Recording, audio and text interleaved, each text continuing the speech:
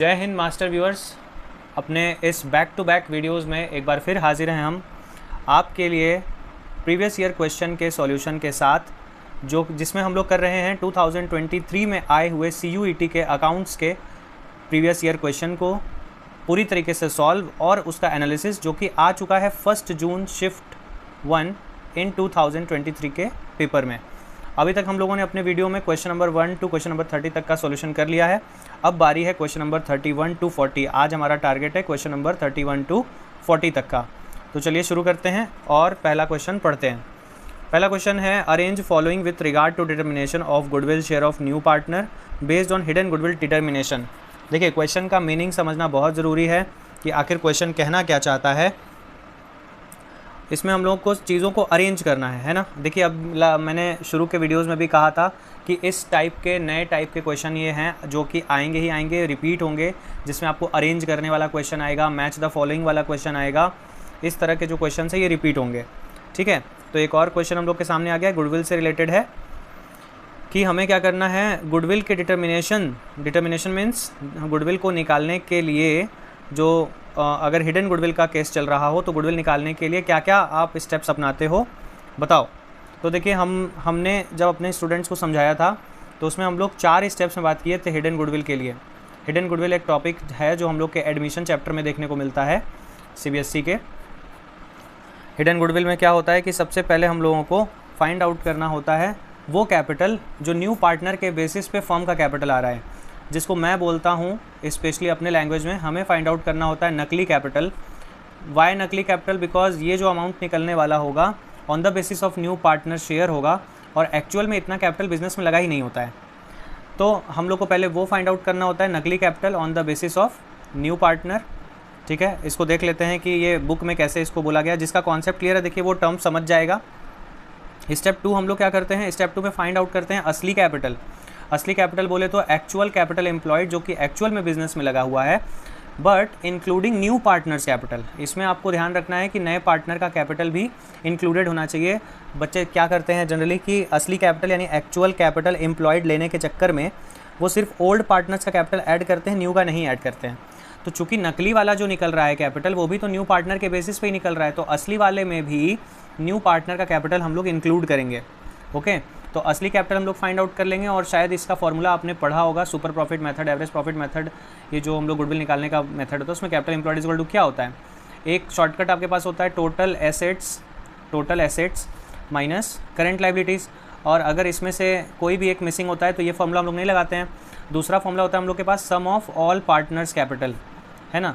तो यहाँ आपको बहुत ज़्यादा दिमाग नहीं लगाना है, बस सम ऑफ ऑल पार्टनर्स कैपिटल लेना है। बस याद क्या रखना है कि इंक्लूडिंग न्यू पार्टनर्स, नए पार्टनर का भी कैपिटल आपके पास होना चाहिए, ठीक है। इसमें असली वाला जब हम लोग फाइंड आउट कर रहे होते हैं उस समय पे एक्चुअल कैपिटल एम्प्लॉयड। इसके बाद थर्ड स्टेप क्या होता है, दोनों को कंपेयर कर दीजिए। It means step 1 minus step 2। जब आप एक्चुअल कैपिटल एम्प्लॉयड को माइनस कर देते हैं उस कैपिटल से जो न्यू पार्टनर के बेसिस पे निकला है, तो that amount which comes is termed as hidden goodwill. ये स्टेप 1 माइनस स्टेप 2 हमें क्या दे देता है, हिडन गुडविल दे देता है, ठीक है। हिडन गुडविल हमें मिल जाता है। बस स्टेप 4 में हमें क्या करना रह जाता है, स्टेप 4 में बस हिडन गुडविल से जो शेयर है न्यू पार्टनर का वो निकालना होता है। तो न्यू पार्टनर शेयर हमें निकालना होता है इसी हिडन गुडविल से। तो new partner share multiply by hidden goodwill कर देते हैं, तो उससे वो अमाउंट हमें पता चल जाती है जितना नए पार्टनर को गुडविल के रूप में लाना है। तो आइए अपने ऑप्शंस को देखते हैं। इतना कॉन्सेप्ट क्लियर हो गया कि जब भी हिडन गुडविल आता है हम लोग 4 स्टेप में सॉल्व करते हैं। पहले फाइंड आउट नकली capital which means the total capital of the firm on the basis of new partner, then find out actual capital employed which is the amount of capital in actual invested by the partners, and step 3 में हम लोग compare कर दिए थे, okay. तो ये आपको I hope समझ आ गया होगा, मज़ा भी आया होगा। तो ऑप्शन देखते हैं सबसे पहले क्या लिखा हुआ है। लिखा है existing partner decide to admit new partner, ठीक है। एग्जिस्टिंग पार्टनर डिसाइड करते हैं कि नया पार्टनर जुड़ेगा, बात तो सही है। यहाँ पर बात वैसे क्वेश्चन में क्या थी एक बार पढ़ लेते हैं। जब भी आपको डाउट लगने लगे क्वेश्चन को रिपीट पढ़िए। आपको ऐसा नहीं जल्दीबाजी में आंसर देने की जरूरत नहीं है। थ्योरेटिकल क्वेश्चन भी कभी कभी आपको फंसा देंगे, तो इसलिए आप क्या करिए, जब आपको थोड़ा भी डाउट लगे तो अपने क्वेश्चन को 2 से 3 बार 4 बार रिपीट करिए, क्योंकि जितनी बार आप पढ़ते हैं आपको उतनी बार थोड़ी ज़्यादा क्लैरिटी आती है। तो arrange following with regard to determination of goodwill share of new partner based on hidden goodwill determination. ठीक है, हम लोग को इसमें क्या पूछ रहा है कि अरेंज करिए, जो भी यहाँ पर सेंटेंसेस लिखे हैं उनको किस लिए अरेंज करना है, determination of goodwill share of new partner, नए पार्टनर का जो गुडविल शेयर आएगा उसके लिए हम लोग को यहाँ पे सेंटेंस अरेंज करना है, पर वो टॉपिक हिडन गुडविल से रिलेट करता है। तो existing partner decide to admit new partner, बिल्कुल सही बात है, एग्जिस्टिंग पार्टनर डिसाइड करते हैं। और फिर determine new partner share in firm goodwill, बिल्कुल नए पार्टनर का जो शेयर होगा वो कितना होगा गुडविल में से, उसको उतना लाना होता है। फिर determine existing capital of all partners including new partner, देखिए एग्जिस्टिंग कैपिटल हम बाद में फाइंड आउट करते हैं, है ना। ये क्या बोला, फिर से इसको समझने की कोशिश करें। Determine existing capital of all partners including new partner, मेरी भाषा में ये क्या है, असली कैपिटल है ना, एक्चुअल कैपिटल एम्प्लॉयड। तो ये तो थोड़ा अगला स्टेप है। फिर लिखा है determine total capital of new firm based on new partners capital, आ गया वो टर्म, आ गया ना, on the basis of new partner वाला। तो सबसे पहले हम क्या फाइंड आउट करते हैं, सबसे पहले हम नकली फाइंड आउट करते हैं। तो सी और डी में पहले क्या आएगा, सी और डी में पहले डी आएगा, ठीक है। तो इसके बाद फिर हम लोग एग्जिस्टिंग कैपिटल वाला निकालेंगे and last determine goodwill of the partnership firm, firm का जो गुडविल है वो हम फाइंड आउट कर लेंगे, ठीक है। तो बताओ सीक्वेंस क्या मिल रहा है हम लोग को। सबसे पहला ए तो बिल्कुल सही लिखा है कि पहले नंबर पे ए आएगा, क्योंकि एग्जिस्टिंग पार्टनर ही डिसाइड करते हैं, जो पार्टनर पहले से हैं वो, कि नया पार्टनर जुड़ेगा या नहीं जुड़ेगा। फिर नए पार्टनर का शेयर डिटरमाइन किया जाता है कि वो कितना शेयर बराबर गुडविल लाएगा, वो क्वेश्चन में गिवन रहता है। अगर हम लोग न्यूमेरिकल सॉल्व करते हैं तो क्वेश्चन में हमेशा गिवन रहता है कि नया पार्टनर कितने शेयर के लिए आया। देन फिर क्या, फर्म का कैपिटल फाइंड आउट होता है on the basis of new partner, यानी नकली वाला, यानी ऑप्शन नंबर डी, हमारे सीक्वेंस में डी आया, फिर उसके बाद सी आएगा एंड लास्ट में ई आएगा, यानी ये हम लोग को मिलता है ऑप्शन नंबर बी पे। तो क्वेश्चन नंबर 31 के ऑप्शन नंबर बी पे हम लोगों को वो सारा सीक्वेंस मिल रहा है जो हम लोगों को चाहिए, ठीक है। क्लियर है, थोड़ा सा कॉन्सेप्चुअल था ये, जिसका कॉन्सेप्ट एकदम से क्लियर होगा वही इसको सही कर भी पाएगा। तो इसलिए मैं आपको कॉन्सेप्ट के साथ आंसर दे रहा हूँ ताकि आपको दिक्कत ना हो किसी भी आंसर को समझने में। तो 31 का आंसर हो गया बी। और एक बात आपको बता दूं कि जो भी पीडीएफ है वो आपको हमारे टेलीग्राम चैनल पे मिल जाएगा, और टेलीग्राम चैनल का लिंक इस वीडियो के डिस्क्रिप्शन में आपको मिल जाएगा। आप वहाँ से आराम से बिल्कुल फ्री सारे पीडीएफ डाउनलोड कर सकते हो। और अगर आपको लगता है कि मुझे मतलब और भी पीडीएफ्स चाहिए, जल्दी चाहिए, तो आप मुझे व्हाट्सएप कर सकते हो 7239068888 पर। वहाँ पर मैं आपको कोशिश करूँगा कि जितना फास्ट हो सके आपके लिए अवेलेबल कर दूँ, ठीक है। कॉन्टैक्ट आपको उस पर भी मिल जाएगा 7239068888। ओके, चलिए आगे बढ़ते हैं, क्वेश्चन नंबर 32 पे आते हैं। क्वेश्चन नंबर 32, अगर आपको मेरा समझाने का तरीका अच्छा लग रहा होगा तो ज़रूर से शेयर करिएगा, ताकि जो असल में जो नीडी हैं उन तक भी ये वीडियो पहुंच पाए। ओके, बस ये छोटी सी रिक्वेस्ट है, बाकी चैनल सब्सक्राइब करना ना करना आपके ऊपर है। अगर आपको अच्छा लग रहा है तो आप ज़रूर ही सब्सक्राइब कर लिए होगे, पर ऐसा कोई फोर्स नहीं है, सब कुछ आप पर निर्भर करता है। चलिए, लिखा है state the accounting treatment of endowment fund in financial statement of a public hospital. बताइए ये क्वेश्चन कहाँ से आया है, बताइए ये क्वेश्चन कहाँ से आया है। ये क्वेश्चन आया है आपके एनपीओ चैप्टर से, जो कि क्लास 12 सिलेबस से उड़ा दिया गया है। तो लीजिए, एनपीओ चैप्टर से अभी तक हम लोग को 2 क्वेश्चन देखने को मिला।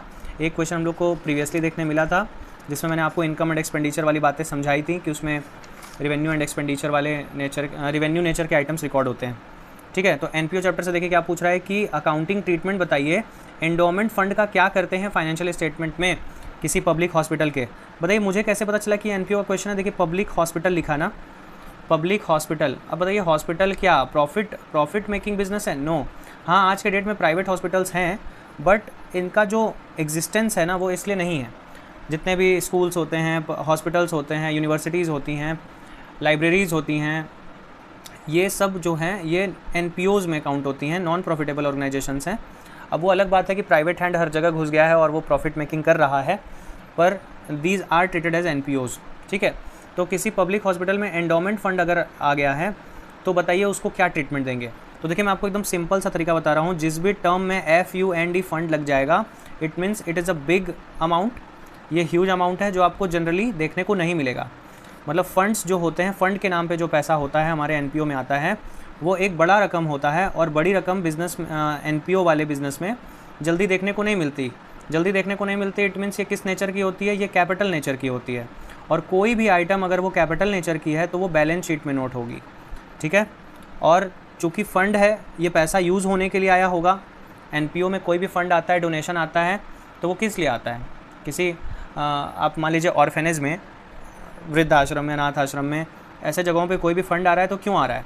ताकि वहाँ के कल्याण के लिए यूज़ किया जा सके। तो जब तक वो पैसा यूज़ नहीं होता है तब तक वो एनपीओ के लिए लाइबिलिटी होती है, ठीक है। जिस दिन यूज़ होगा तो उसका कुछ ना कुछ एसेट्स कन्वर्ट हो जाएगा या कुछ एक्सपेंस हो जाएगा और वो ख़त्म हो जाएगा। तो जब तक ये फ़ंड पड़ा हुआ है तब तक ये लाइबिलिटी बन के रहेगा एनपीओ में। तो देखिए ये क्लियर हो गया कि कोई भी फ़ंड है, सिर्फ एंडोमेंट फ़ंड की बात नहीं कर रहा हूँ। एक आपने सुना होगा, इसी में आता है एक टर्म लाइफ मेंबरशिप फ़ी। देखिए मेंबरशिप फ़ी तो सब्सक्रिप्शन को भी बोलते हैं, but life membership fee life लग जाने से क्या होता है, वो लाइफ टाइम के लिए हो जाता है। तो ये भी ह्यूज अमाउंट होता है। कोई भी आपको लाइफ टाइम के लिए अगर मेंबरशिप ले रहा है आपसे, तो इट मीन्स कि वो आपको बिग अमाउंट पे कर रहा होगा, ह्यूज अमाउंट पे कर रहा होगा, और ऐसा पे करने वाले ज़्यादा लोग नहीं होते हैं। तो these items are capital in nature and all the items which are capital in nature are recorded in balance sheet, ठीक है। और अगर वो रेवेन्यू नेचर का होता तो वो इनकम एंड एक्सपेंडिचर अकाउंट में जा रहा होता, जैसा कि मैंने पिछले एक क्वेश्चन में भी बताया था। Income and expenditure records revenue nature items and balance sheet records capital nature items, ठीक है। तो एकदम हमें लग रहा है कि अब आपको आंसर भी क्लियर हो गया होगा। ये पीडीएफ, ये बुक आपको भी नज़र नहीं आ रही होगी, टेलीग्राम चैनल से आप डाउनलोड कर लीजिएगा, ये मौजूद है वहाँ पर, आपको ईजिली अवेलेबल हो जाएगा। क्वेश्चन नंबर 32 की बात कर रहे हैं हम लोग। तो एंडोमेंट फंड का ट्रीटमेंट क्या होगा बताइए? Debited to income and expenditure, no never. Credited to income and expenditure, income and expenditure की ओर तो देखेंगे भी नहीं। Shown on liability side of balance sheet, yes, shown on liability side of balance sheet. Shown on asset side of balance sheet, no, asset side ये सब नहीं होगा। कोई भी फंड होता है वो लाइबिलिटी ही होती है जब तक कि वो यूज़ ना हो जाए पूरी तरीके से। तो हमारा ऑप्शन नंबर क्या निकला? Option number C for the question number 32, option number C is the right answer. Moving to the next question number 33, A, B and C were partners sharing profit and losses in the ratio 5:3:2, ठीक है। उनका old ratio हो गया 5:3:2। They admitted D into partnership, उन्होंने D को partnership में add कर लिया for 1/6 share in profits, 1/6 share के लिए वो ऐड हो गया। Half 1/2 of which was given by A and the remaining half was given by B and C in the ratio 3:2। The new PSR will be. देखिए इस पर तो मैंने बच्चों को बहुत क्वेश्चन कराया, आप भी किए होंगे। न्यू रेशियो निकालना ज़रूर सीखना चाहिए किसी भी बच्चे को, क्योंकि बहुत इसमें वेरिएंट्स मिलते हैं हम लोगों को न्यू रेशियो निकालने के। तो वन ऑफ द वेरिएंट यहाँ पर हाजिर है हम लोग के लिए सॉल्यूशन करने के लिए। तो फटाफट से देख लेते हैं solution for the question number 33। तो चलिए हम लोग का सॉल्यूशन रेडी है। देखिए हम लोगों को क्या कहा था, हम लोग को ये कहा गया था कि जो भी 1/6 शेयर के लिए डी एडमिट हो रहा है वो ए कितना देगा, उसका हाफ देगा। एंड क्या लिखा था, and the remaining half was given by B and C in the ratio 3:2। तो चलिए देखा जाए कि हाफ ए देने को तैयार है, तो आखिर शेयर के फॉर्म में कितना देने को तैयार है। तो जब देखा जा रहा है तो डी का शेयर 1/6 था और इसका हाफ, पता है ना आपको मैथ्स में का मतलब मल्टीप्लाई होता है। तो 1/6 का 1/2 यानी 1/12 जो है ए देगा। एंड फिर क्या बोला था, रिमेनिंग शेयर जो आएगा, रिमेनिंग मीन समझते हैं ना आप, देखो वर्ड को पकड़ कर चलो, जिसका कॉन्सेप्ट क्लियर है वो तड़ातड़ कर लेगा इसको। मैं थोड़ा समझाने के लिए डिटेल में यहाँ पे सॉल्यूशन किया हूँ, आपको एकदम फास्ट करना है। रिमेनिंग मीन्स क्या हो गया कि अब बचे जितने, मान लीजिए कि डी 100 रुपये के लिए आ रहा होता, आप भूल जाइए 2 मिनट के लिए फ्रैक्शन को, मान लीजिए डी 100 रुपये के लिए आ रहा होता, तो सेंटेंस क्या था कि हाफ जो है वो ए दे देगा और जो रिमेनिंग होगा वो बी और सी दे देंगे 3:2 में। तो 100 का हाफ यानी 50 कौन दे देगा, ए। एंड जो रिमेनिंग हाफ होगा मीन्स रिमेनिंग हाफ कितना हुआ, 100 माइनस 50, तो 50 हो गया। वो 50 कौन देगा, वो बी और सी देंगे, और किस रेशियो में देंगे, 3:2 में देंगे। तो देखिए वही काम यहाँ पे फ्रैक्शन में करना है। ये तो मैंने बस समझाने के लिए 100 रुपये मान लिया कि 1/6 का हाफ किया गया तो आ गया 1/12। इतना शेयर देने के लिए कौन तैयार हो गया, ये तैयार हो गया ए। अब रिमेनिंग कैसे फाइंड आउट होगा, तो जो टोटल था डी का शेयर 1/6 में से आप ये सेक्रीफाइसिंग शेयर जितना ए ने सेक्रीफाइस किया वो माइनस कर दिए, आपको एलसीएम लेकर करने आता होगा, तो फिर आ गया रिमेनिंग कितना 1/12। देखिए कॉमन सेंस वाली बात है ना कि आधा खत्म हो जाएगा तो आधा बचेगा, तो आधा 1/12 किसी ने दे दिया तो आधा और बचा है, 1/12 और बचा हुआ है। तो ये 1/12 कौन देगा, ये बी और सी देंगे, और किस रेशियो में देंगे, तो 3:2 में देंगे। तो इस 1/12 का 3:2 लगा दिया गया है, इतना तो शायद आपको आता ही होगा कि 1/12 का 3/5, 1/12 का 2/5, तो ये आ गया 3/60, 2/60। आप चाहो तो इसको शॉर्ट कर भी सकते हो, चाहो तो नहीं भी कर सकते हो। मैंने कर दिया है ताकि आपके मन में डाउट ना रहे कि कर दिए तो क्या होगा, नहीं किए तो क्या होगा। देखिए मैंने कर दिया है, उसके बावजूद जा करके मुझे यहाँ पर मल्टीप्लिकेशन करना पड़ा। तो आप नहीं करते तो भी आपका आंसर आएगा, आप करेंगे तो भी आपका आंसर आएगा, इसमें कोई सोचने समझने जैसी बात नहीं है। तो चलिए हमने क्या देख लिया कि बी ने कितना सेक्रीफाइस किया, 1/20 शेयर का सेक्रीफाइस किया, सी ने 1/30 शेयर का सेक्रीफाइस किया, और हम लोगों से न्यू रेशियो मांगा गया था। न्यू रेशियो का फॉर्मूला लगा old ratio minus sacrificing share. देखिए आपकी ज़ुबान पे होता है sacrificing ratio, but it is sacrificing share not sacrificing ratio. तो old ratio minus sacrificing share लगा दिया गया, ए बी सी का ही लगाकर ये सारा कर दिया गया, और आप देख सकते हो आप भी करोगे तो आपका भी आंसर आ जाएगा। एट द एंड क्या हुआ था, एक थोड़ी सी समस्या, छोटी सी समस्या कि सबका डिनोमिनेटर अलग आ रहा था। पहले वाले का डिनोमिनेटर 60 आ रहा था, दूसरे वाले का डिनोमिनेटर 20 आ रहा था, तीसरे वाले का 30 आ रहा था, एंड फोर्थ वाले का तो 6 ही रहेगा डी का। तो फिर क्या किया मैंने, डिनोमिनेटर सेम किया, करना ही पड़ता है तभी आपका सही रेशियो बन पाता है। तो 20 को 60 बनाया गया 3/3 मल्टीप्लाई करके, 30 को 60 बनाया गया 2/2 मल्टीप्लाई करके, एंड फिर इस 16 को हमने आराम से 60 बना लिया। तो हमारा बन गया 25, 15, 10, 10, शॉर्ट किया तो 5322, जो कि ऑप्शन नंबर ए पर हम लोगों को मिल गया। ठीक है, आई होप कि आपको एकदम क्लियर हो रहा होगा, और छोटी मोटी बातें जो आप भूल रहे होगे इससे आपको रिकॉल भी हो जा रही होंगी। तो बस यही मेरा मकसद है कि आपको छोटा मोटा कन्फ्यूज़न ना रह जाए, एक क्विक रिवीजन भी हो जाए और आपका प्रीवियस ईयर पेपर भी सॉल्व हो जाए। एक पंथ दो काज, एक तीर से दो निशाने। चलो भाई आगे बढ़ते हैं, चलते हैं क्वेश्चन लगाने। क्वेश्चन नंबर 34 आ गया, फिर से वही मैच द लिस्ट, और आपको लिस्ट अब मैच करनी है। और नेम्स पढ़कर तो समझ में आ रहा है कि हम लोग को भेज दिया गया है कंपनी चैप्टर में, कंपनीज अकाउंटिंग में। तो लिस्ट 1 में हम लोगों को मिल रहा है dividend, surplus, interest, premium on redemption of debenture. ये सारे ही शेयर और डिवेंचर चैप्टर से रिलेट करते हैं। तो मैच किया जाए, लिस्ट 2 में डिवेंचर है, लॉस ऑन इशू है, नॉट फॉर प्रॉफिट ऑर्गेनाइजेशन है, और इक्विटी शेयर है। तो अभी याद आ रहा होगा आपको कि मैंने एनपीओ को लेकर के अभी तक 2 ही क्वेश्चन समझाया ही आपको। तो जिस वीडियो में मैं आपको एनपीओ को लेकर के रेवेन्यू नेचर के आइटम्स को समझा रहा था, इनकम एंड एक्सपेंडिचर की बात कर रहा था, तो उसमें मैंने आपको एक बात बताई थी कि इनकम एंड एक्सपेंडिचर के एंड में प्रॉफिट या लॉस नहीं आता है, सरप्लस आता है ना। वहाँ पर प्रॉफिट नहीं बोलते हैं, सरप्लस बोलते हैं, और लॉस नहीं बोलते हैं, डेफिसिट बोलते हैं। ये मैंने बताया था आपको, ये बात ध्यान रखनी है और रिकॉल करते रहना है। जब जब वो सामने आए तब रिकॉल करते रहना है। ठीक है, जितना ज़्यादा रिवीजन, जितना ज़्यादा रिमाइंडिंग, उतना अच्छा दिमाग में सब कुछ बैठा रहेगा। तो एकदम क्लियर नज़र आ रहा है कि सरप्लस किससे बिलोंग करता है, नॉट फॉर प्रॉफिट ऑर्गेनाइजेशन से, यानी मेरा लिस्ट 1 का बी पॉइंट मैच करता है थर्ड वाले से। ऐसा किसी में है, ऐसा 2 में है। ऑप्शन नंबर ए में भी है, बी मैच कर रहा है थर्ड से, ऑप्शन नंबर बी में भी है। मतलब इन्हीं दोनों में से मेरा कोई एक आंसर होने वाला है। ठीक है, तो डिविडेंड बताइए, डिविडेंड किससे रिलेट करेगा, डिवेंचर से, नो, लॉस ऑन इशू से, नो, एनपीओ का तो जवाब ही नहीं है, इक्विटी शेयर से। तो चलिए हम लोग का ये भी क्लियर हो गया कि डिविडेंड हमारा यानी ए मैच कर रहा है फोर्थ से, और मिल रहा है ये हम लोग को ऑप्शन नंबर ए में। हमने तो पहले ही 50-50 कर लिया था कि बी वाला हमारा मैच करेगा किससे, third, not for profit organisation से। तो ऑप्शन ए बी में से एक चुनना था, ऑप्शन ए हम लोग चुन लेंगे। क्यों चुन लेंगे, क्योंकि डिविडेंड का कनेक्शन डिवेंचर से नहीं, लॉस ऑन इशू से नहीं, इक्विटी शेयर से होता है।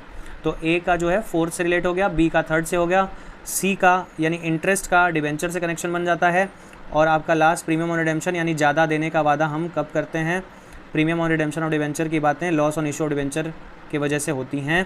तो ये हम लोग का क्लियर हो गया, ऑप्शन नंबर ए होगा। बहुत ज़्यादा पेन नहीं चलाना पड़ा, बस दिमाग चलाना पड़ा। जल्दी से जल्दी, जितना जल्दी आप दिमाग लगाओगे उतने सेकंड्स में इस क्वेश्चन को आप सॉल्व कर पाओगे। तो 34 का option number A is right. अब मूविंग टू क्वेश्चन 35। क्वेश्चन 35 में क्या लिखा है, the order of payment receipt of cash on dissolution of partnership firm is. एक और थ्योरेटिकल क्वेश्चन फटाफट से किया जा सकता है इसको, पर यहाँ पर आपको फिर वही बात कि एक सीक्वेंस में आपको क्वेश्चन को अरेंज करना है। जैसा कि आज का हम लोग का पहला क्वेश्चन भी वही था, एंड अभी 35th क्वेश्चन भी वैसे ही है। द ऑर्डर यानी एक सीक्वेंस आपको बताना है। किस चीज़ का सीक्वेंस बताना है, पेमेंट या रिसीट का कैश में on dissolution of partnership firm.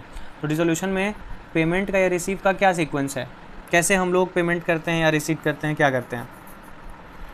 तो इसमें हम लोग का पहला क्या लिखा है, paying each partner his due on account of capital. सही बात है, सभी पार्टनर को उनका पैसा मिलता है। अभी हम देख लेंगे, सीक्वेंस बनाते हैं, अभी बनाते हैं। ठीक है, paying debt of firm to third parties. ठीक है, paying debt of firm to third parties, firm के ऊपर जो डेट है वो थर्ड पार्टीज़ को मतलब पेमेंट करना हमारा एक काम होता है। सही बात है, डिसोल्यूशन में ये सब हम लोग करते ही हैं। Paying each partner what is due to him as advance. हर पार्टनर को उसका पैसा लौटाना जो उसने एडवांस के तौर पे यानी लोन के तौर पे हमें यानी फर्म को दिया था। किसने, पार्टनर ने, तो वो भी लौटाते हैं। बिल्कुल सही बात है, हमें इसको अरेंज करना होगा। फिर paying the partner the residue in profit sharing ratio. अगर प्रॉफिट शेयरिंग रेशियो में कुछ बचता है, मतलब कुछ भी अगर प्रॉफिट बच जाता है डिसोल्यूशन करने से, तो वो हम लोग क्या करेंगे, पार्टनर को पे करते हैं। ठीक है, तो हम लोग क्या किया जाए, पेमेंट और receipt of cash on dissolution of partnership firm हमको अरेंज करना है। तो हम लोग का सबसे पहला काम क्या होगा, क्या लिखा है, paying each partner his due on account of capital, नहीं, paying debt of firm to third parties, ये काम हमारा है पहला काम हमारा क्या है, paying debt of firm to third parties, फिर paying each partner what is due to him as advance, ये हम लोग को किस में मिल रहा है, सबसे पहला बी वाला paying debt of firm to third parties. देखिए सारे ऑप्शन में एक पहला ही ऑप्शन है जिसमें बी पहले नंबर पे है, तो इस तरीके से भी आप कॉमन सेंस का अपना उपयोग करते रहेंगे एग्ज़ाम में, ठीक है। बहुत ज़रूरी होता है कि आप अपने कॉमन सेंस को भी एक्टिव रखें, नहीं तो बस आप हर क्वेश्चन को पूरा दिमाग लगाने लगेंगे तो पता चला आप दिमाग ही लगाते रह गए और सॉल्यूशन नहीं हो पाया। तो आपको क्या करना है, पहला ही पॉइंट आपको किस में मिल रहा है, बी वाला पॉइंट किस में मिल रहा है, ऑप्शन नंबर ए में मिल रहा है, और किसी में है भी नहीं।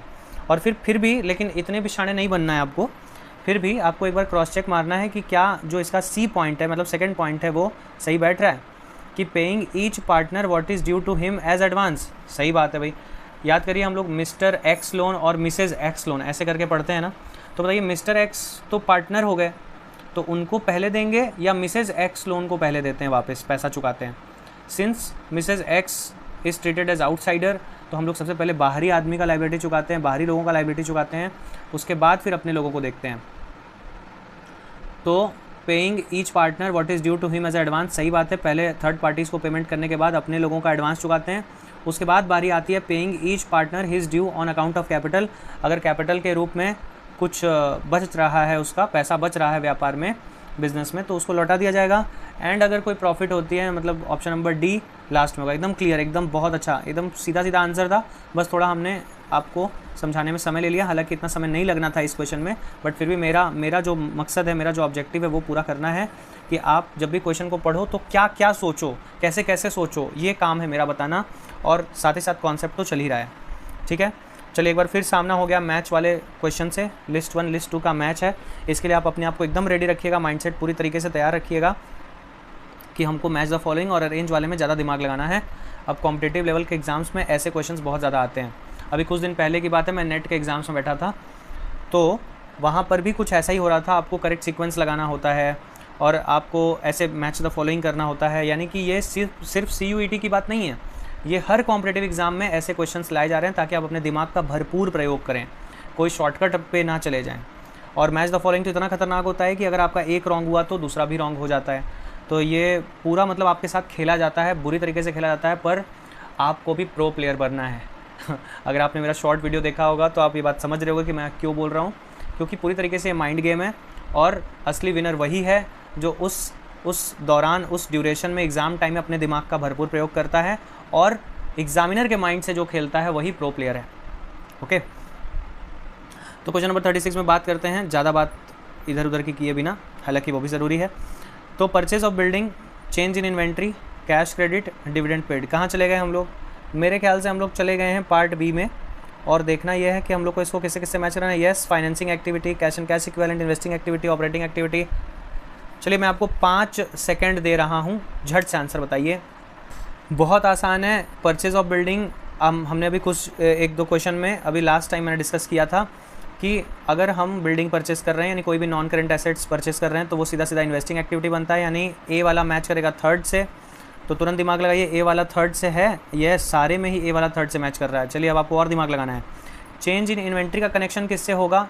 अगर आपको ना समझ में आए तो आप दूसरे वाले को भी देख सकते हो, पर इतना भी कठिन क्या है। चेंज इन इन्वेंट्री आपका कनेक्शन कहाँ से है, जल्दी से बताइए। इन्वेंट्री की बातें हम लोग कहाँ करते हैं? कैश एंड कैश इक्विवेलेंट में, फाइनेंसिंग में, ऑपरेटिंग में करते हैं। ठीक है, चेंज इन इन्वेंट्री हम लोग ऑपरेटिंग में करते हैं। ठीक, हम लोग का ऑपरेटिंग एक्टिविटी हो गया। अब कैश क्रेडिट की बात आती है, डिविडेंड पेड की बात आती है। बहुत सावधानी की ज़रूरत है। देखिए यहाँ पर कैश क्रेडिट में आप कंफ्यूज हो सकते हो, क्योंकि क्रेडिट शब्द लिखा है, उधार से रिलेट करता है, वो फाइनेंसिंग एक्टिविटी हो सकता है।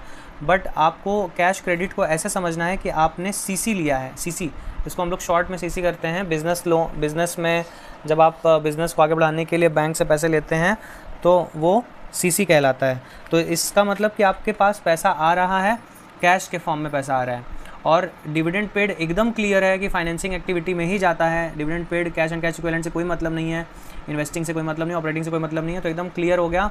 हम लोग का ए बैठ रहा है थर्ड के साथ, बी सेट हो रहा है चेंज इन इन्वेंट्री ऑपरेटिंग यानी फोर्थ के साथ, सी सेट हो रहा है हमारे सेकंड के साथ, और डी का हो रहा है फर्स्ट यानी ऑप्शन नंबर ए। एक बार फिर से लगातार 3 बार अब की बार नहीं बोलूँगा, अब की बार फिर से एक आंसर ही राइट हुआ है। क्वेश्चन नंबर 37 पे आते हैं।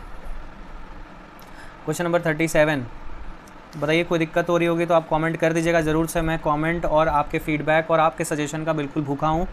पूरी तरह से इंतज़ार रहता है कि आप जल्दी से कमेंट करो, मेरे वीडियोस को पूरा देखो, कहीं डाउट लगे तो तुरंत पूछो और मुझे मैसेज कर दो। प्लीज़ कॉल नहीं करिएगा, वो 7239068888 हमारा कॉलिंग नंबर भी है, पर कॉल करेंगे तो मे भी कॉल रिसीव ना हो पाए। आप मैसेज डाल दीजिएगा, मैं जैसे ही देखूंगा वैसे ही जल्दी से जल्दी आपको सेम डे पे रिप्लाई करने की कोशिश करूंगा, ठीक है। मैं आपके एग्ज़ाम तक आपके पूरी तरीके से आपके साथ हूँ। चलिए देखना है कि आपका हमें कितना प्यार मिलता है। क्वेश्चन नंबर 37 पे आते हैं। From the following information calculate opening inventory. ओए होए होए होए, कहाँ चले गए? अकाउंटिंग रेशियो में आइए आइए, आपका स्वागत है अकाउंटिंग रेशियो में। अकाउंटिंग रेशियो हम लोग से क्या मांगा गया है? ओपनिंग इन्वेंट्री मांगा गया है। क्या? देखिए मेरा एकदम सिंपल सा फंडा है कि अगर आपसे कोई भी न्यूमेरिकल यानी फार्मूला वाले क्वेश्चन में आपसे पूछा जाता है कुछ भी, तो आप सीधे उस फार्मूले पर ही चले जाओ जो आपको फाइंड आउट करने बोला गया है। ओपनिंग इन्वेंट्री आपको फाइंड आउट करने बोला गया है ना, तो आप बताओ कि ओपनिंग इन्वेंट्री किसी फार्मूले में है क्या? किसी फार्मूले में है या ओपनिंग इन्वेंट्री का अपना कोई फार्मूला है क्या? मुझे तो ऐसा कुछ नहीं याद आ रहा है कि ओपनिंग इन्वेंट्री का अपना कोई फार्मूला है, बट एक फार्मूला है जहाँ पे ओपनिंग इन्वेंट्री हम लोग को मिल जाएगा according to our given information. तो वो फार्मूला क्या है? बहुत घबराते हो ना आप इस चैप्टर से, बहुत से बच्चे इस चैप्टर से घबरा जाते हैं क्योंकि इसमें ढेर सारा फार्मूला है। पर मेरा ये मानना है कि अगर आपने क्लास 11th के फाइनेंशियल अकाउंटिंग यानी कि लास्ट चैप्टर जिसमें विद एडजस्टमेंट और विदाउट एडजस्टमेंट आपको फाइनेंशियल स्टेटमेंट बनाना है, अगर आप उस चैप्टर को मन से पढ़ लेते या एक बार उस चैप्टर को अगर आप रिवाइज़ कर लेंगे छोटे क्वेश्चंस का, तो आपको बहुत ज़्यादा क्लियर हो जाता है अकाउंटिंग रेशियो के ये सारे फार्मूलाज। चलिए कोई नहीं, अगर नहीं देखा है तो अभी भी सुनिए ध्यान से, बता दे रहा हूँ आपको क्या करना होता है। ओपनिंग इन्वेंट्री फाइंड आउट करना है। एक प्यारा सा फॉर्मूला होता है हम लोग का, COGS is equal to opening inventory plus direct expenses plus net purchases minus closing inventory. ठीक है, क्लियर है? सबसे पहले है क्या बोला? सबसे पहले आप वही फॉर्मूला लिखिए जिसमें आपको आपका टर्म मिल जाए। हम लोग क्या फाइंड कर रहे हैं? हम लोग ओपनिंग इन्वेंट्री फाइंड कर रहे हैं और इसका कोई स्पेशल फॉर्मूला हम लोगों को नहीं पता, और आप याद करने की भी बहुत ज़्यादा कोशिश मत करिएगा। अगर आपका क्लास 11th का थोड़ा मोड़ा क्लियर है तो बहुत अच्छी बात है, नहीं तो फिर आपको थोड़ा मेहनत करके याद करना पड़ेगा। तो देखिए वहाँ पर एक बना हुआ फॉर्मूला था क्लास 11th में कि COGS यानी cost of goods sold is equal to एक फॉर्मूला होता है opening inventory plus direct expense plus net purchases minus closing inventory. तो इससे हम लोग का COGS मिल जाता था और इसमें ही हम लोग को ओपनिंग इन्वेंट्री का नाम भी मिल रहा है। बट प्रॉब्लम इज़ कि जब आप ये फॉर्मूला लगाओगे तो COGS भी फाइंड आउट करना पड़ेगा। आप देख सकते हो COGS भी क्वेश्चन में मौजूद नहीं है और ओपनिंग इन्वेंट्री भी नहीं मौजूद है। जब एक फार्मूले में दो चीज़ गायब हो जाए तो फिर आपके लिए थोड़ी सी मेहनत बढ़ जाती है, फिर आपको एक मकसद पूरा करना होगा दूसरे मकसद को पाने के लिए। तो सबसे पहले चलिए COGS निकालने चलते हैं। क्या COGS का कोई और फार्मूला होता है? हाँ होता है। COGS का एक और प्यारा सा फार्मूला होता है नेट सेल्स माइनस GP। अब देखिए यहाँ पर आपको क्या गिवन है, अपने क्वेश्चन से बात करिएगा, मेरे सॉल्यूशन को मत देखिए। मैंने सॉल्यूशन जानबूझकर फटाफट कर लिया है ताकि बताने और भी जल्दी हो पाए। तो सबसे पहले आपको क्या करना है, नेट सेल्स माइनस GP का आप लोग को फाइंड आउट करना है। नेट सेल्स हम लोग को क्वेश्चन में दिया है, देखिए रेवेन्यू फ्रॉम ऑपरेशन का ही दूसरा नाम नेट सेल होता है, पर GP नहीं दिया, बट GP रेशियो के जरिए हम लोगों को परसेंटेज बताया गया है। और आप बताइए कि ग्रॉस प्रॉफिट जब भी कैलकुलेट होता है या वैल्यू होती है तो किस पे होती है? सेल्स पे होती है। तो वो 10% हमको किस पे लगाना है? सेल्स पे ही लगाना है। ये कॉमन सेंस वाली बात हो गई, यहाँ पर कॉमन सेंस भी आपका चेक हो गया। क्या आप जानते हैं इस बात को कि ग्रॉस प्रॉफिट का जो भी परसेंटेज होता है वो किस पर लागू होता है? वो किस अमाउंट पर आप उसको निकाल सकते हैं, कैलकुलेट कर सकते हैं? तो ग्रॉस प्रॉफिट का अगर आपको परसेंटेज दिया है तो वो रेवेन्यू फ्रॉम ऑपरेशन पर लगेगा, जिससे आपका कितना आ जाएगा? 40,000। तो चलिए अब आपको इस फॉर्मूले में दोनों मिल गए, बस COGS निकालने की देरी है। COGS equal to net sale minus GP, net sale 4 lakh, GP 40,000, मिल गया कितना? COGS हम लोग को मिल गया 3,60,000। इसी बात का हमें इंतज़ार था, वो घड़ी आ गई जब हम लोग COGS को उसकी जगह ले जाकर रख देंगे। तो COGS को हमने उसके नीचे, COGS के नीचे उसकी वैल्यू पुट कर दी, और अब अब हमारे फॉर्मूला में सिर्फ ओपनिंग इन्वेंट्री गायब है। आराम से शायद आपको LHS के आइटम्स को RHS भेजना और RHS वाले को LHS भेजना, इधर उधर करना आपको आता होगा। 3-5 करने में सब लोग आगे हैं, इतना हम लोग को बहुत अच्छे से पता है कि प्लस वाला साइन चेंज करके माइनस बन जाता है, माइनस वाला प्लस बन जाता है। तो देखिए मैंने थोड़ा सा स्पेस को देखते हुए ये जो चीज़ मैंने LHS पे लिख रखी है उसको मैं RHS पे ले आया हूँ, और जो RHS पे लिख रखा था उसको LHS पे ले आया हूँ। तो साइड चेंज हो रही है, साइन बदलेगा सबका, ठीक है। मैंने चेंज कर दिया यहाँ पर, थोड़ा सा स्पेस की वजह से मैंने थोड़ा सा ऐसा कर दिया। आपको देखने में कन्फ्यूज़न हो रहा होगा, पर होइएगा मत कन्फ्यूज़। मैंने ओपनिंग इन्वेंट्री को, चूँकि हमको करना क्या था, ओपनिंग इन्वेंट्री इधर ही छोड़ना था, कैरेज इनवर्ड को उधर ले जाना था, नेट परचेज को उधर ले जाना था, क्लोजिंग इन्वेंट्री को उधर ले जाना था, ठीक है। बट मैंने क्या किया, क्योंकि स्पेस इधर कम थी, इस वजह से थोड़ा सा चीज़ों को ऐसे प्रेजेंट कर दिया है। मैंने ओपनिंग इन्वेंट्री को अलग कर दिया और COGS के साथ सारे अपोजिट साइंस के साथ वैल्यू लिख दी गई है, ठीक है। तो हमारे फॉर्मूले में डायरेक्ट एक्सपेंस, देखिए क्वेश्चन में एक मिसप्रिंट है यहाँ पे। पीछे इसका सॉल्यूशन मैंने मतलब देखा, मुझे भी अभी कन्फ्यूज़न हुआ था पल भर के लिए। मैंने जब सॉल्यूशन देखा तो वहाँ पे उसको कैरेज इनवर्ड लेकर ही चला है। तो ये कैरेज इनवर्ड है, आप इसको कैरेज आउटवर्ड मत ट्रीट करिएगा, क्योंकि कैरेज आउटवर्ड जो होता है वो इनडायरेक्ट एक्सपेंस होता है। और हमारा फॉर्मूला क्या कह रहा है कि आपको क्या चाहिए, आपको डायरेक्ट एक्सपेंस चाहिए, है ना। आपके फॉर्मूले में क्या है, डायरेक्ट एक्सपेंस। तो कैरेज आउटवर्ड नहीं होगा, कैरेज इनवर्ड होगा, वो मिसप्रिंट है। और मान लीजिए कि एग्जाम में ऐसा हो जाता है मिसप्रिंट, तो आप एकदम निश्चिंत होकर के क्वेश्चन को अटेम्प्ट करिएगा। कन्फ्यूज़न में ही सही अटेम्प्ट कर दीजिएगा तो आपको पूरा मार्क्स मिलेगा। अगर एग्ज़ाम कंडक्ट वाले कराने वाले ऑर्गेनाइजेशन से ऐसी कोई गलती हो जाती है, मिसप्रिंट मिसटाइप हो जाता है, तो फिर उसका बेनिफिट आपको मिलेगा, आपको फुल मार्क्स मिलेगा, ठीक है। तो हम लोग अपने फॉर्मूले में वापस से आ गए। ओपनिंग इन्वेंट्री को हमने अकेला कर दिया, COGS को अपनी जगह पे रहने दिया प्लस वैल्यू के साथ, और बाकी सारे वैल्यूज़ का साइन चेंज कर दिया। देखिए मैंने एरो बनाया है, कैरेज इनवर्ड को प्लस से माइनस बना दिया 2000, नेट परचेज को प्लस से माइनस बना दिया 3,50,000, और क्लोजिंग इन्वेंट्री को माइनस से प्लस बना दिया 75,000। सबके साइन चेंज हो गए, और जब आप सबका प्लस माइनस कर लोगे तो आपका आंसर 83,000 आ जाएगा, यानी कि option number B is the right answer. Option number B is right for question number 37। Moving on to the next question, question number 38। Identify a non cash item out of the following shown in cash flow statement. देखिए ये वाला question आपका ज़्यादा समय लेगा, थोड़ा सा किसी से भी लगेगा समय ये, लेकिन फिर कॉम्प्लीमेंट करने के लिए बाकी क्वेश्चंस ऐसे आएंगे जिसको आप सिर्फ रीड करके सॉल्व कर लोगे। तो एकदम घबराइएगा मत, एग्ज़ाम देते वक्त बिल्कुल भी आपको एकदम भी फ्रस्ट्रेट या हेजिटेट नहीं होना है, थोड़ा सा भी अपने आप को हलचल नहीं मचने देना है। आप एकदम रिलैक्स होइएगा। थोड़ी टेंशन महसूस होती है, सबको होती है, ये एक नेचुरल है कि प्रॉब्लम होती है थोड़ी। तो ऐसे में आपको करना क्या है, सिंपली एक बड़ी गहरी सांस लेकर छोड़ देनी है, और फिर पूरा फोकस जब आप क्वेश्चन को पढ़ रहे हो तो उस समय सिर्फ आपका ध्यान उस क्वेश्चन पे रहे, और आप दाएं बाएं मत सोचना समय कम बचा है, ये हो रहा है, वो हो रहा है, बाकी कर लिए, बिल्कुल मत सोचिएगा। आप सिर्फ अपने लिए वहाँ गए हो तो सिर्फ अपने लिए सोचना है आपको एग्ज़ाम में, ओके। तो चलिए अब identify a non cash item out of the following shown in cash flow statement. बताइए कैश फ्लो स्टेटमेंट में इसमें से कौन से नॉन कैश आइटम्स हैं। क्वेश्चन नंबर 38 का नॉन कैश आइटम कौन सा है, गिफ्ट आइटम। गिफ्ट आइटम तो हम लोग ने कैश फ्लो स्टेटमेंट में कहीं सुना ही नहीं है। डिवेंचर, ठीक है, डिवेंचर एक आइटम है बट ये नॉन कैश नहीं है। फाइनेंस कॉस्ट में पैसा हमारा जाता है, ये नॉन कैश आइटम नहीं है। But depreciation, yes, depreciation is a non cash item, और ये आपको दिखाई देता होगा एडजस्टमेंट में। जैसे ही हम लोग ऑपरेटिंग बनाते हैं उस समय हम लोग को adjustment of non cash and extra ordinary items में देखने को मिलता है। डेप्रिसिएशन सबसे पहले नंबर पे रहता है। तो ठीक है, depreciation is our non cash item. तो question number 38 without wasting time, बहुत फटाक से हम लोग का आंसर आ गया। Option number B again right है। क्या हो रहा है, ये गजब मजाक चल रहा है। ऑप्शन A राइट हो रहा है तो सारा A ही राइट हो रहा है, और B हो रहा है तो लाइन से B ही हो रहा है। चलिए, एग्जाम में ऐसा होता है। हम लोग क्वेश्चन नंबर 39 की ओर मूव कर रहे हैं। क्वेश्चन नंबर 39 क्या है, steps in the preparation of income and expenditure. ओहो हो, चलिए फिर से NPO के क्वेश्चन से सामना होता हुआ एक बार फिर से आपको बताना है कि इनकम एंड एक्सपेंडिचर अकाउंट बनाते वक्त आप कौन से स्टेप्स को फॉलो करते हो।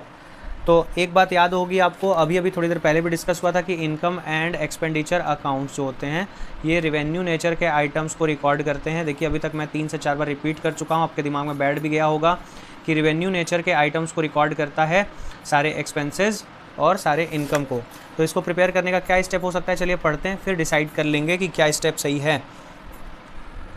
ठीक है, तो take revenue receipts to the credit side and revenue expenses to the debit side of income and expenditure.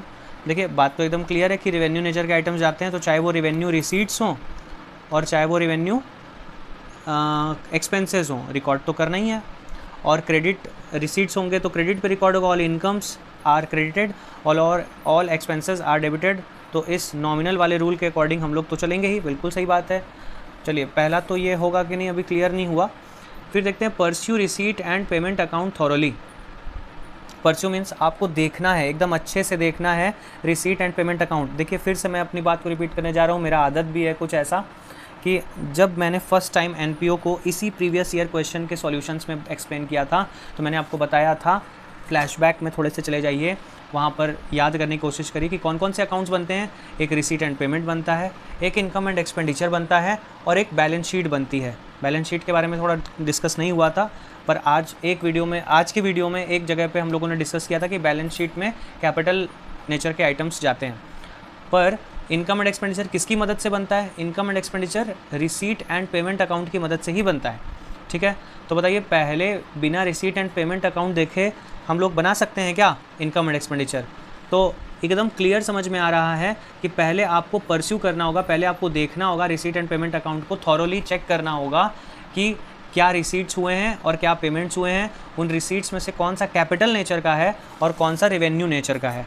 तो जो भी रिसीट्स हुए हैं उसमें से जो रेवेन्यू नेचर के आइटम्स होंगे उनको हम लोग फ़िल्टर कर लेंगे और फिर उसको इनकम एंड एक्सपेंडिचर में नोट करेंगे। तो पहले नोट करने से पहले क्या ज़रूरी है? परस्यू करना, पढ़ना समझना ज़रूरी है। यानी ऑप्शन नंबर बी देखिए किस ऑप्शन में आ रहा है पहले। अरे ये तो एकदम क्लीन बोल्ड कर दिया हम लोगों ने आंसर को। ऑप्शन नंबर बी में पहला नाम बी का आ रहा है। और फिर देखा जाए exclude the capital receipts and capital payments. Oh अभी तो यही समझा रहा था ना आपको कि रिसीट एंड पेमेंट अकाउंट में देखेंगे और रिसीट में कैपिटल रिसीट को छोड़ देते हैं, रेवेन्यू नेचर को ले लेते हैं। ठीक है, तो यही बात आ गई ना कि जब आप रिसीट एंड पेमेंट अकाउंट को थॉरली चेक करेंगे तो जो भी कैपिटल रिसीट्स और कैपिटल पेमेंट होंगे उनको आप एक्सक्लूड कर देंगे एंड देन आप सारे आइटम्स को रिकॉर्ड कर देंगे। यानी बी के बाद एकदम सिक्वेंशली चल रहे हैं हम लोग, सी करेंगे। स्टेप 1 हम लोग का बी होगा, स्टेप 2 हम लोग का सी होगा एंड स्टेप 3 हम लोगों का ए होगा एंड लास्ट क्लियर हो गया कि डी होगा। तो बी सी ए डी हम लोगों का कॉम्बिनेशन बन रहा है। यह है स्टेप 1, यह है स्टेप 2, स्टेप 3, स्टेप 4। डी पे क्या था? डी पे था close the account to find surplus और डेफिसिट। लीजिए फिर से रिपीट हो गया ना, इनकम एंड एक्सपेंडिचर के एंड में हम लोग को प्रॉफिट या लॉस नहीं मिलता है। इनकम एंड एक्सपेंडिचर के एंड में हम लोग को सरप्लस या डेफिसिट मिलता है। चूँकि ये नॉन प्रॉफिटेबल ऑर्गेनाइजेशन है तो यहाँ पर प्रॉफिट नहीं कहते, यहाँ पे सरप्लस कहते हैं और लॉस को डेफिसिट कहते हैं। हो रही है ना बातें रिपीट? बस तो अगर आप मन लगाकर ध्यान से बातों को सुन रहे हैं तो सुनते सुनते आपका प्रिपरेशन बहुत अच्छा हो जाएगा और आपका एग्ज़ाम तो सुपर्ब जाने ही वाला है। बस थोड़ी सी मेहनत आपकी लगेगी तो रिज़ल्ट ज़्यादा बढ़िया होगा। Moving to the last question for today's video, question number 40। देखते हैं क्या लिखा हुआ है इसमें। A and B share profits and losses in the ratio 2:1। They admit C as partner with 1/4 share in profits with a guarantee that his share of profit shall be at least 50,000. The net profit of the firm for the year ending 31st March 2022 was 2,40,000. Determine C's share in profit. देखिए मेरा एक dialogue बोलने का मन कर रहा है। जब मैं 12th के स्टूडेंट्स को पढ़ाता हूँ तो उन्हें भी कहता हूँ और अब CUET एग्ज़ाम के लिए भी कह रहा हूँ कि ये CUET एग्ज़ाम नहीं आसान, ये आग का दरिया है और डूब के जाना है। पर डूब के जाना है तो डूब के बाहर आ जाना है, डूब ही नहीं जाना है। ठीक है, तो मैं ये बात इसलिए कह रहा हूँ क्योंकि आपको क्वेश्चन जब भी देगा तो आप तो अपना पूरा दिमाग लगाए बैठे ही हो और आप हर क्वेश्चन को टफ़ ही समझ के सॉल्व करोगे, हमें पता है, क्योंकि आपके दिमाग में ये है कि टफ़ क्वेश्चन ही आएगा तो आएगा, है ना। पर देखिए माइंड गेम इसी को कहते हैं कि जब आप हर क्वेश्चन को एकदम टफ़ वाले नज़र से देखोगे तो जो ईजी क्वेश्चन होगा उसको भी आप टफ़ बना बैठोगे। तो इसलिए आप क्या करना, किसी क्वेश्चन को जज मत करना कि बहुत टफ़ है या बहुत इजी है। बस आप क्वेश्चन को पढ़ना और आपने आज तक जैसे भी अपना प्रिपरेशन किया है उसी प्रिपरेशन के अकॉर्डिंग क्वेश्चन को सॉल्व करना। ऐसा मानना कि बोर्ड का ही पेपर है या ऐसा मानना कि मैं डेली क्वेश्चन ही लगा रहा हूँ, जैसा मैंने प्रैक्टिस किया है वैसा ही है। ठीक है, तो इस डायलॉग बाजी के साथ थोड़े सॉल्यूशन की भी बात कर लेते हैं। सॉल्यूशन क्या है, क्या मांगा गया आपसे, ध्यान दीजिएगा। आपने गारंटी देखा, आपकी आदत होगी कि आप तुरंत डेफिसिट निकालने चले जाओगे कि डेफिशिएंसी कितने की आई, चलो वो देख लेते हैं। और ऑप्शन में वो भी मिल जाएगा आपको जो आप सोच रहे होगे, क्योंकि ये तो माइंड गेम है। तो ऑप्शन आपके साथ पूरी तरीके से खेलेंगे, पर आपको अपने ऊपर कॉन्फिडेंट रहना है और अपने सॉल्यूशन को जैसे सॉल्व करते हो वैसे ही करना है। ओके, तो हमसे मांगा है सी का शेयर ऑफ प्रॉफिट बताइए। तो बताइए तो सी का शेयर ऑफ प्रॉफिट कैसे निकलता है भाई। सिंपल है एकदम, प्रॉफिट लीजिए, सी का शेयर निकाल दीजिए। आपसे डेफिशिएंसी नहीं पूछी गई है तो जल्दीबाजी में आप डेफिशिएंसी निकालने की ज़रूरत मत करना, मेहनत मत करना, नहीं तो वेस्ट जाएगा। इस क्वेश्चन के लिए बात कर रहा हूँ, बाकी जहाँ जो पूछेगा वो तो आपको पता नहीं है। तो सीज शेयर ऑफ प्रॉफिट निकालना है, कैसे निकलेगा? तो जो भी प्रॉफिट दिया है, प्रॉफिट हमारा 2,40,000 है और सी जो कि न्यू है वो 1/4 शेयर के लिए आया, 1/4 शेयर लगाया तो कितना आ गया 60,000। अब आप पता है फेयर में पड़ जाओगे, आप कहोगे कि अरे यार इसमें तो डेफिशिएंसी आई ही नहीं, गारंटी का क्वेश्चन दिया है, ज़रूर कुछ गड़बड़ कर रहा हूँ, ज़रूर कुछ गड़बड़ कर रहा हूँ। नहीं, फंसना नहीं है। अगर आप मेरे इस वीडियो को देख रहे हो तो मुझे उम्मीद है कि अब आप नहीं फंसोगे, ठीक है? थोड़ा सा अपने ऊपर कॉन्फिडेंस रखना और ये मान कर चलना कि सारे क्वेश्चन टफ नहीं होते, ठीक है? सारे क्वेश्चन टफ नहीं होते। तो बात क्लियर है इसमें। और इस गारंटी वाले में एक बात मैं आपको रिकॉल कराना चाहता हूँ कि गारंटी वाले टॉपिक में अगर कोई न्यू पार्टनर एडमिट किया जाता है तो आप अगर मतलब इस क्वेश्चन में तो बहुत मेहनत नहीं लगी, पर दूसरे क्वेश्चंस में अगर गारंटी का आता है सवाल, उसमें अगर न्यू पार्टनर एडमिट हुआ होता है तो सबसे पहले आप उसी का शेयर निकालिएगा, ठीक है? उसके बाद बाकी पार्टनर्स का शेयर ऑफ प्रॉफिट निकालिएगा। यानी बात है सिंपल कि गारंटी में अगर न्यू पार्टनर एडमिट हुआ तो आपको सबसे पहले उसका ही शेयर निकालना है, उसके बाद दूसरे पार्टनर्स की तरफ देखना है कि चलो भैया आओ अब तुम भी ले लो प्रॉफिट जो बचता है उसमें से, ठीक है? तो बस इसी छोटे से ज्ञान के साथ इस वीडियो को हम लोग समाप्त कर रहे हैं और अपने आज के हमने क्वेश्चन नंबर 31 to 40 का टारगेट पूरा कर लिया है। नेक्स्ट वीडियो में हम लोग इस पेपर को पूरी तरीके से ख़त्म करेंगे, पूरा 50 तक का सॉल्यूशन करेंगे। बट याद रखिएगा कि आपको पेपर में पूरे 50 क्वेश्चंस नहीं सॉल्व करने हैं, आपको सॉल्व करना है 40 आउट ऑफ 50 क्वेश्चन। तो 10 क्वेश्चन एक्स्ट्रा करके आप ये मत सोचिएगा कि आपको एक्स्ट्रा मार्क्स मिल जाएंगे, इस टाइप की बेवकूफ़ी मत करिएगा। अपना समय बचाइएगा और समय के अंदर ही काम को ख़त्म करने की कोशिश करिएगा। एंड आपकी तैयारी जो चल रही है मुझे उम्मीद है कि अच्छी चल रही है और मुझसे जहाँ तक हेल्प हो सकेगा मैं करूँगा। आप अपने जो भी सुझाव हैं, जो भी सजेशंस हैं या अपनी प्रॉब्लम्स को मुझसे शेयर कर सकते हैं कि सर यहाँ पे मुझे दिक्कत हो रही है, यहाँ से अगर आप कोई सॉल्यूशन दे सकते हैं उस टॉपिक पे मैं ज़रूर वीडियो बना दूँगा। आपकी हेल्प करने के लिए बिल्कुल तत्पर हूँ, ठीक है? तो एक अच्छे एंड नोट पे हैप्पी एंडिंग करते हैं हम लोग और मिलते हैं फिर नेक्स्ट वीडियो में, जो कि हम लोग के इस शिफ्ट 1 के पेपर का लास्ट वीडियो होगा। फिर हम लोग फिर आगे के प्रीवियस ईयर पेपर पे चलेंगे उसके बाद। ओके, टिल देन ज़बरदस्त तैयारी करते रहिए।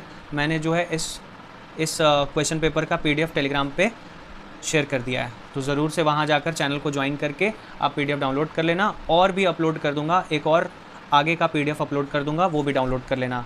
हो सके तो प्रिंट आउट लेकर के सॉल्यूशन करना। Okay, till then take care and all the very best. जम कर तैयारी करो, फोड़ डालो।